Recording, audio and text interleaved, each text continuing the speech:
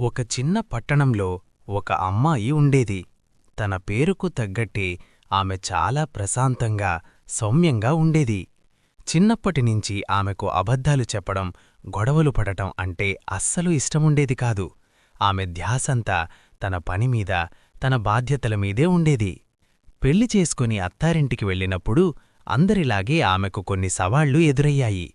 కాని తన మంచితనంతో వాటన్నింటినీ స్వీకరించింది. అత్తారింట్లో ఎవరైనా పొరపాటున విమర్శించినా ఆమె ఎదురుచెప్పకుండా చిరునవ్వుతో సమాధానమిచ్చేది. ఆ నిశ్శబ్దమే ఆమెకు అతి పెద్ద బలమైంది. తన భర్త అభిరుచులను గౌరవిస్తూ అతనికి ప్రతి విషయంలో అండగా నిలిచేది. ఇంటి పనుల్లో ఏ రోజూ విసుగు చూపించేది కాదు. తన అత్తమామలను కన్న తల్లిదండ్రుల్లా చూసుకునేది.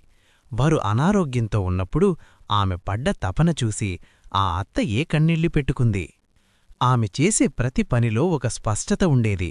ఇల్లు ఎప్పుడూ శుభ్రంగా, ప్రశాంతంగా ఉండేలా చూసుకునేది. ఆమె ఏ గొడవలోనూ ఆమె తలదూర్చదు. ఎవరి గురించి చెడుగా మాట్లాడదు. ఎవరైనా ఇబ్బందుల్లో ఉంటే మాత్రం తన వంతు సహాయం చేయడానికి ముందుంటుంది. ఈ కథ మనకు నేర్పేది ఏమిటంటే, మనిషికి అందం కంటే మంచి గుణమే ముఖ్యం. ఎదుటివారు ఎలా ఉన్నా మనం మన మంచితనాన్ని వదులుకోకపోతే కాలక్రమేణా అందరూ మనల్ని అర్థం చేసుకుంటారు. ఈ కథ నచ్చితే మన ఛానల్ను సబ్స్క్రైబ్ చేసుకోవడం మాత్రం మర్చిపోవద్దు.